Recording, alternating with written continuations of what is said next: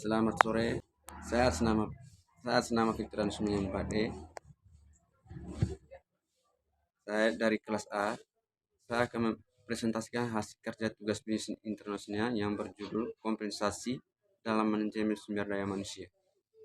Kompensasi dalam manajemen sumber daya manusia.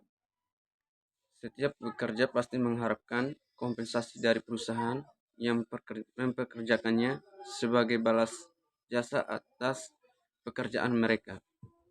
Bagi perusahaan, suatu sistem kompensasi yang baik dan efektif dan akan dapat lebih mudah untuk memperoleh dan mempertahankan karyawan yang dibutuhkannya. Jadi pada hakikatnya sistem kompensasi yang baik akan dapat menguntungkan kedua belah pihak, baik bagi karyawan itu sendiri maupun bagi perusahaan yang mendapatkannya. Hubungan antara perusahaan dan karyawan pada dasarnya adalah hubungan saling menguntungkan atau biasanya disebut dengan hubungan simbiosis mutualis. Secara sederhana, kompensasi dapat kita definisi sebagai segala sesuatu yang diterima oleh karyawan sebagai balas jasa atau hasil kerja mereka. Kompensasi yang diberikan perusahaan kepada karyawan dapat berupa uang maupun pemberian materi, benda, fasilitas ataupun kesempatan berakhir yang lebih baik. Pemberian uang dapat berupa gaji, pemberian bonus, pembagian laba, upah, lembur kerja, komisi penjualan, insentif, dan tunjangan, sedangkan pemberian materi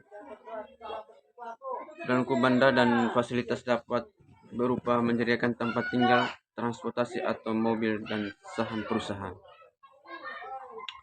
Seperti yang disebutkan sebelum, sebuah paket kompensasi yang baik akan dapat menarik dan mempertahankan karyawannya. Seseorang karyawan mengharapkan kompensasi yang adil untuk dapat menutupi biaya hidup dasarnya dan dapat memisahkan sebagian pendapatan tersebut untuk tabungan dan keperluan rekreasi. Berikut tujuan kompensasi dalam manajemen. Setiap kegiatan yang dilakukan pasti memiliki tujuan yang ingin dicapainya. Demikian juga sistem kompensasi yang diterapkan oleh perusahaan. Berikut ini adalah beberapa tujuan yang ingin dicapai dari pemberian kompensasi. Yang pertama, memperoleh karyawan yang bermutu dan sesuai dengan kebutuhan perusahaan. 2. Mempertahankan karyawan yang ada sekarang. 3. Menghadapi presentasi kerja, produktivitas, dan loyalitas karyawan. 4. Menjadi keadilan. 5. Mengendalikan biaya-biaya terutama pada biaya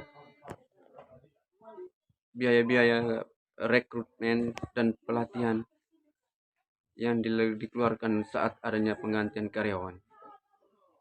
6. Memenuhi peraturan pemerintah. Berikutnya, faktor-faktor yang mempengaruhi besarnya kompensasi. Yang pertama, tingkat biaya hidup.